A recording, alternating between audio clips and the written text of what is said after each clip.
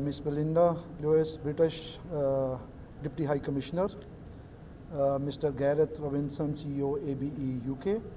Ladies and gentlemen, Assalamu alaikum and good evening.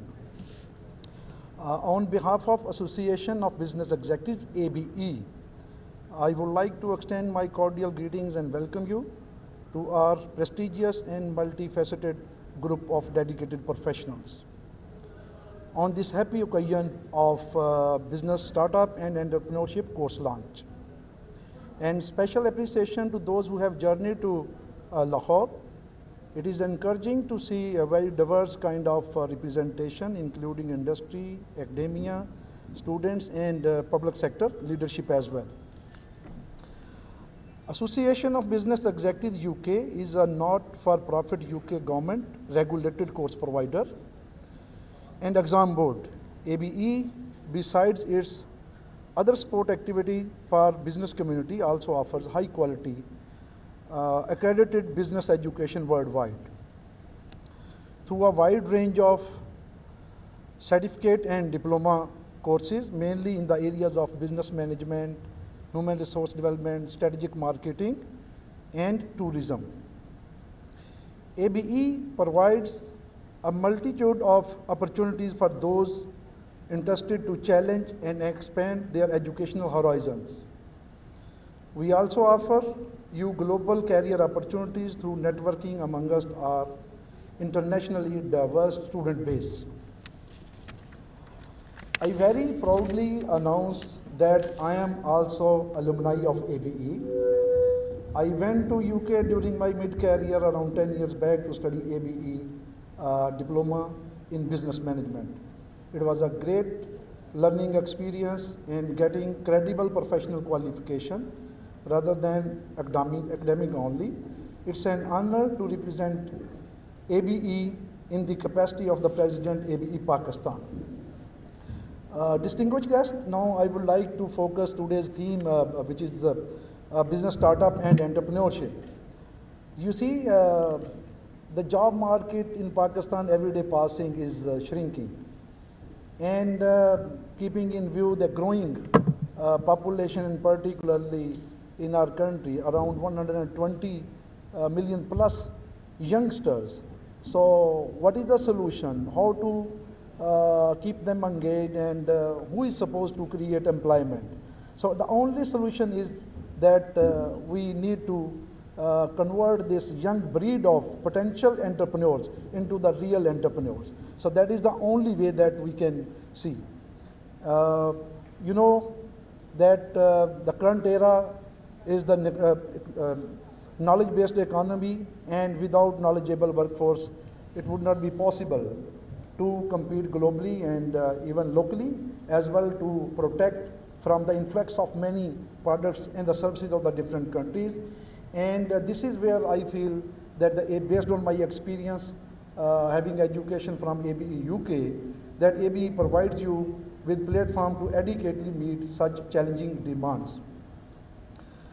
As regard of business startup support, I work for Small and Medium Enterprises Development Authority, SMETA, under the Ministry of Industries and Production, federal government. And SMETA is a premier institution for enterprise development in Pakistan. You may look into the services being rendered by SMETA, like to attract the young potential entrepreneurs, either the beginners or even those who are seeking expanding their businesses. So that we have the range of services, like we have help desk and regional business centers all across country, almost in all major industrial cities like Gujranwala, Gujarat, you see Hyderabad. So you talk about any major industrial city, our regional business center is there. So what is supposed what did you get from our regional business center? Any person can just walk in, visit our regional business center and get the information related to the potential investment opportunities. And as regard of other government support services for promoting the business startup and entrepreneurship, I would like to give the very brief intro of the Prime Minister Youth Business Loan Program in Pakistan. So that is another window for the young population that you may tap this opportunity of the Prime Minister Youth Business Loan Program, where you can start businesses, and there is a fund available at the very low interest rate. SMEDA has prepared around 85 pre-feasibilities and placed the financial calculators at the website of SMEDA. So any pre-feasibility just give you an insight which is related to taking decision based on your critical information, like what kind of the HR is required, the technology is required, payback period, and internal rate of return. So these kind of the economical indicators which are required by any potential entrepreneur or the entrepreneur to start his or her own business. So these kind of the informations are available in pre-feasibilities prepared by SMEDA. Around 170 pre-feasibilities are available at SMEDA's website. You can just visit our website and get use of pre-feasibilities. Ladies and gentlemen, I hope today's launch, apart from learning from the presentation being made today, provides an opportunity by bringing together entrepreneurs, academicians, and policymakers to interact with each other on the sidelines to examine what it takes to compete effectively in an increasingly globalized world and achieve competitive advantage through quality education. I assure you that your journey with the ABE will not only be a learning experience par excellence, but also a step towards achieving your ultimate professional goals. Once again, thank you very much to all of you, and we look forward to your support to work alongside with us for bringing professional quality education yet cost effective in our country. Thank you very much.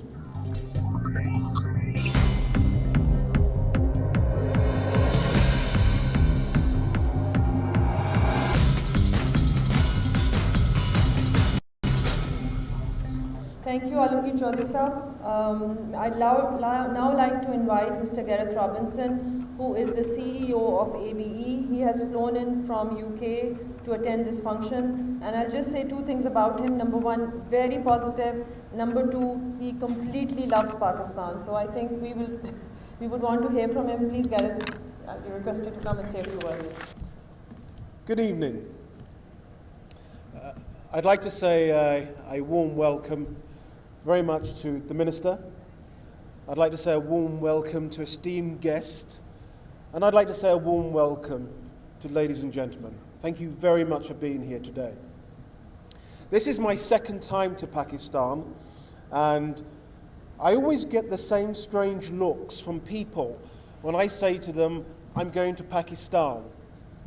I was talking to a very good friend of mine who's actually based in Spain, and I said to him, I'm going to Pakistan. And he said, why are you going to Pakistan for? Isn't it dangerous there?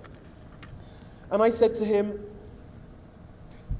you know, there's a place called France, that's even more dangerous. There's a place called America, which actually, I looked at some stats the other day. Did you actually know in America, more people die by handguns each day than any other country in the world? We don't hear much about that. We tend to hear the negative things about Pakistan. This is my second time to Pakistan. I have to say to you, ladies and gentlemen, I love Pakistan. You know, I've always believed education should be for the many and not just for the few. Too often we see around the world today, few are educated, and those few are educated are the ones that go on. And I often say to ministers and governments around the world when I travel, do you not get it? When you talk about crime, do you not realize there is a significant link between crime and education? Think about it. If I'm not educated, I can't get a job.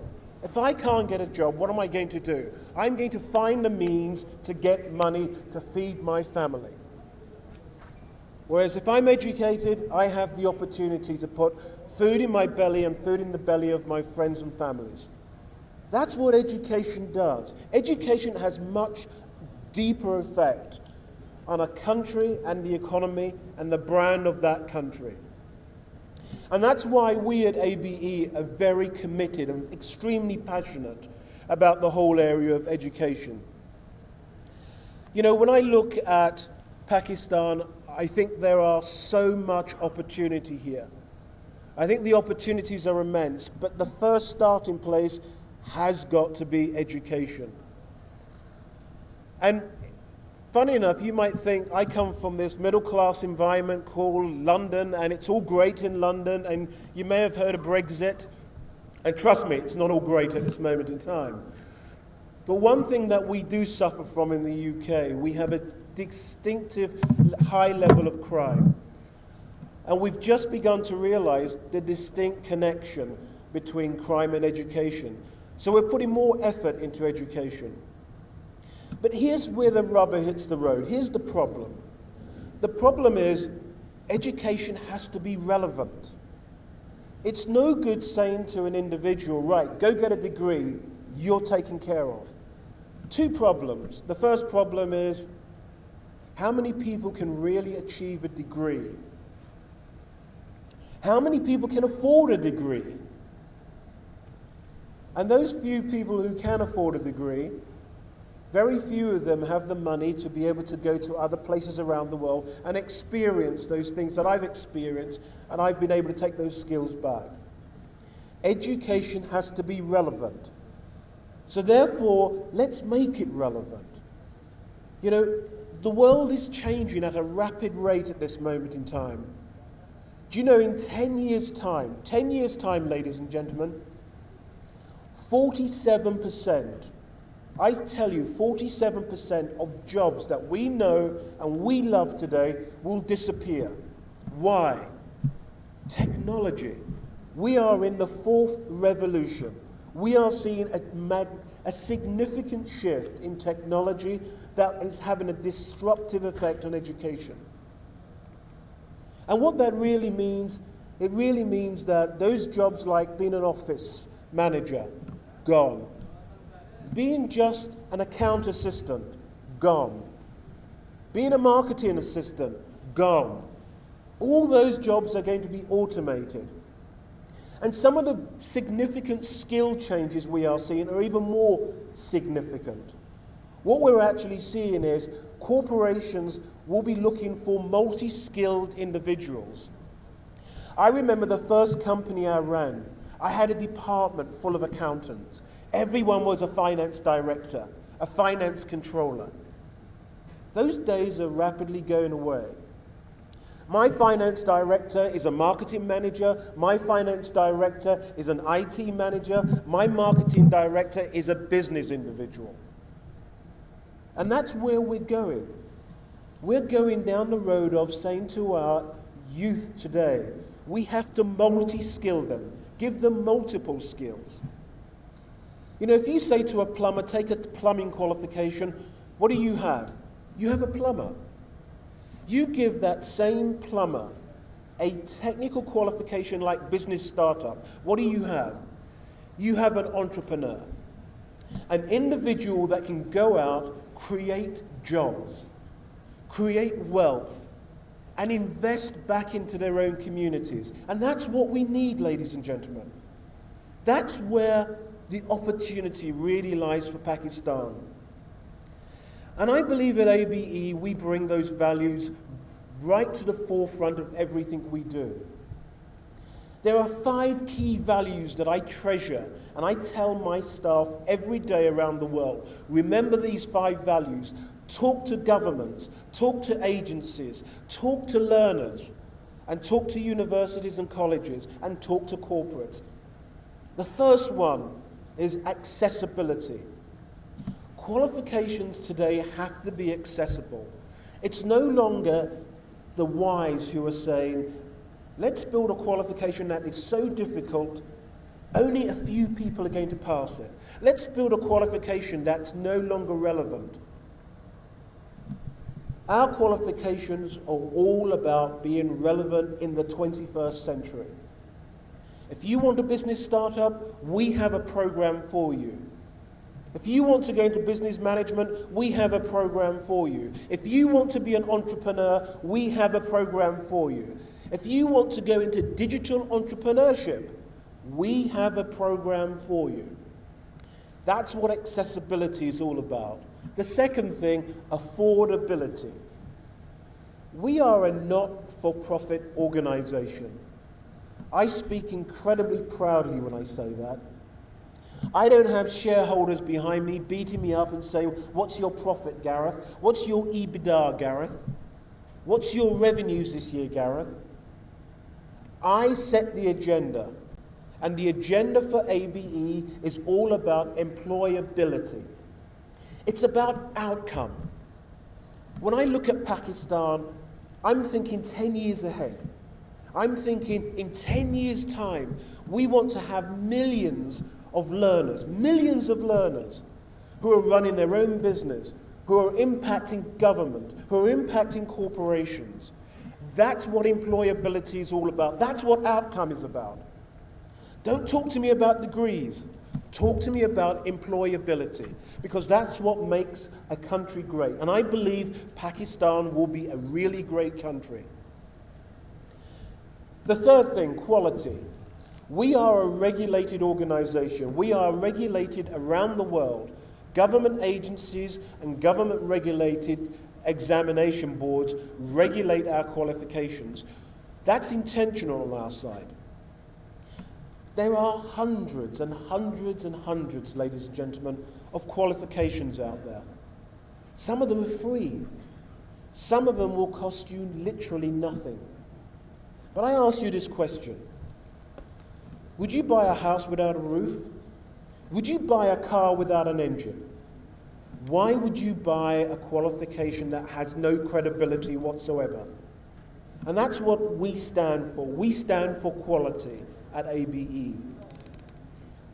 The fourth thing is innovation. This is something that excites me because I came from a technology background.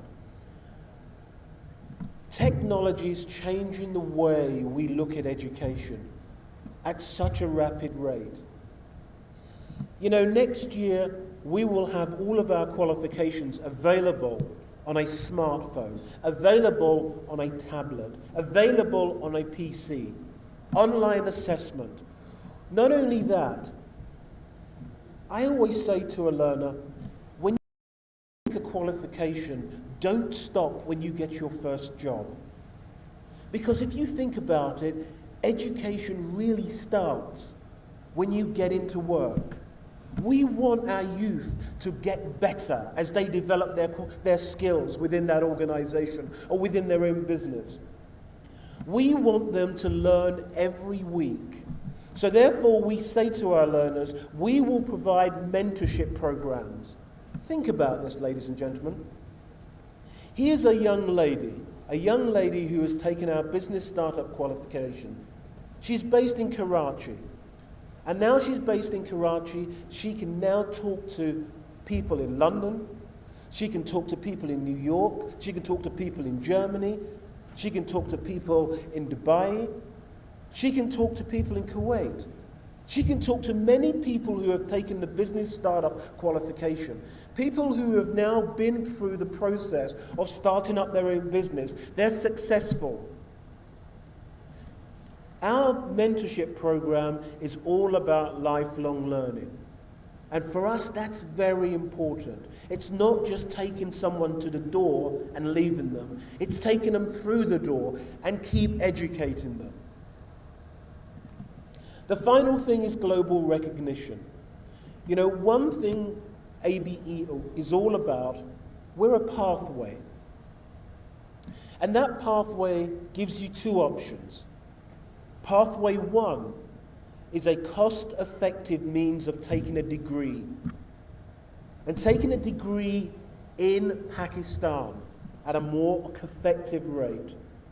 Or alternatively, having the opportunity to travel to our 100 partnerships, university partnerships around the world.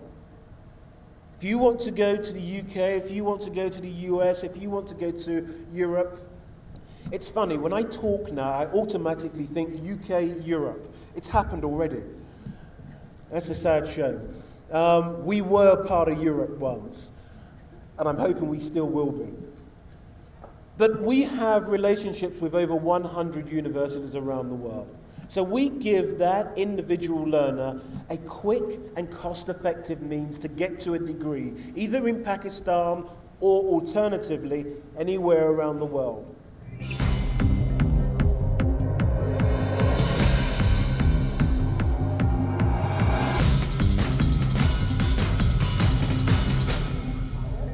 And may I now request Belinda Lewis. Like I mentioned, this is her first trip to Lahore. She's the new British Deputy High Commissioner based in Karachi to say a few words. Belinda?